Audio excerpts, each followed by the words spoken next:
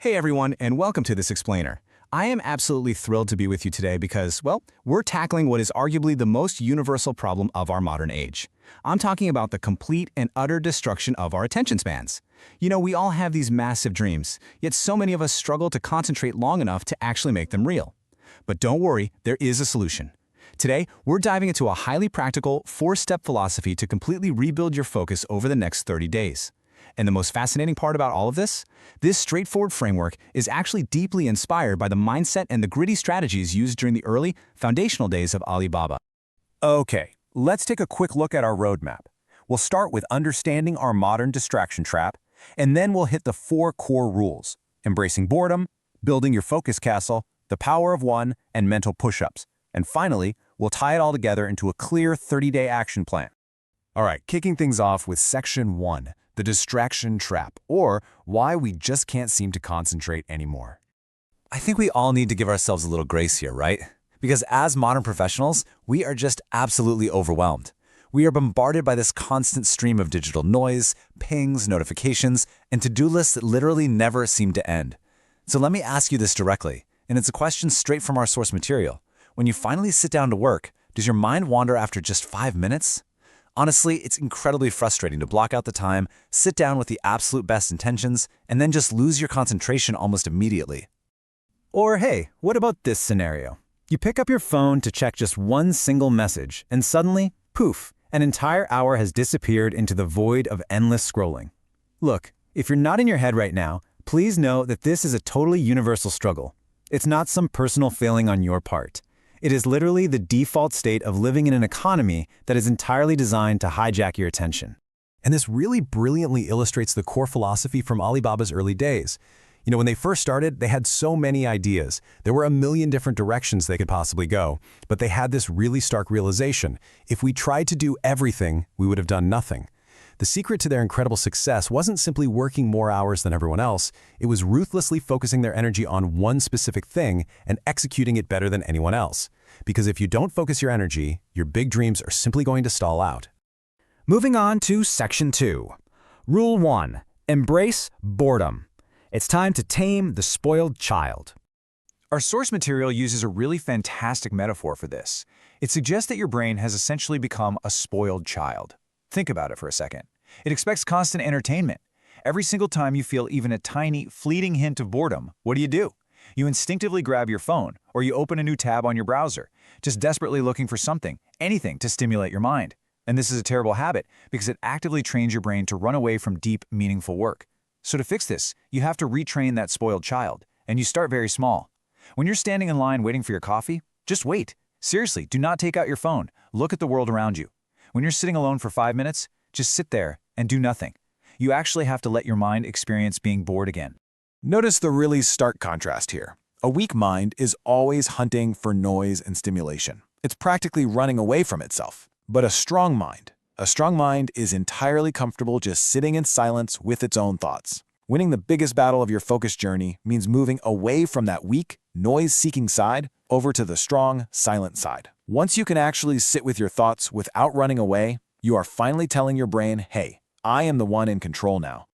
Next up is Section 3, Rule 2, the focus castle. Let's talk about defending your attention. Out in the modern workplace, you are constantly under siege, and you need to start defending your attention aggressively. You just cannot concentrate if you allow yourself to be under constant attack, because every single beep from your phone, that's an attack. Every email notification that pops up on your screen, attack. Every person casually strolling into your office just to chat, yep, that is an attack on your focus. You really have to start viewing these interruptions for what they actually are. So to defend yourself, you must construct a focus castle. Now this is one specific physical place. Maybe it's a super clean desk or just a quiet corner in a local library, and it is dedicated only to your most important work. But before you enter it, you have to prepare. Let's walk through the steps real quick. First, turn off all notifications on your phone and your computer. Second, close every single extra tab on your browser. Third, clearly tell the people around you that you are entirely unavailable for the next hour unless it's a literal emergency. And fourth, keep only the one essential task open. Look, isolating yourself like this for an hour, it isn't being rude, it's being professional. It's the ultimate respect for your own time and your own goals. By doing this, your brain quickly learns that sitting in this specific chair means it is time to work, not time to play. Okay, Section 4, Rule 3, the power of one, also known as the one thing promise. I want you to completely rethink how you structure your daily goals and your to-do lists from this exact moment on. It all comes down to the number 1. Every single morning, before the daily chaos even has a chance to begin, you must ask yourself one crucial question. If I accomplish only one thing today, what would make me feel successful? Not 10 things, not 5 things, just one. Contrast the modern standard with the Alibaba approach. The modern standard is that demoralizing 20-task list. You know the drill. You write down 20 things, you miraculously manage to finish 5, and at the end of the day you go to bed feeling like a total failure. That just completely destroys your motivation. Instead, you need the one-task promise. This builds energy and confidence because it practically guarantees daily success. And this really mirrors how Alibaba conquered their market in the early days. They didn't try to conquer the whole world all at once. Nope, they focused on one city. Then they focused on helping one small business succeed, step by step, brick by brick. Your work is exactly the same. Stop looking at the whole mountain. Just look at the very next step. Write 500 words, make 10 phone calls, or study one chapter. Finish that one specific thing first, and everything else you do that day is just extra credit. Moving right along to Section 5, Rule 4, mental push-ups. We're going to train that focus muscle. Think of your focus like a weak physical muscle. If you walk into a gym on day 1 and try to bench press the heaviest weight in the room, you are going to fail, right? You have to start with the small weights. So here's how you build your focus using short, daily sessions. These are your mental push-ups. Step 1, set a timer for just 5 minutes. Step 2, do one simple activity. Read one single page of a book, listen to exactly one song, or literally just look at a tree outside your window and observe its leaves. Do absolutely nothing else. Step 3, when your mind wanders, and trust me, it absolutely will wander, gently guide it back. Don't get angry, don't get frustrated with yourself, just guide your attention back exactly like you're training a young, easily distracted puppy. After 5 days of doing this, you increase it to 6 minutes, then 7. Small, consistent practice every single day is exactly how you build a powerful focused muscle. Finally, Section 6, the 30-day action plan.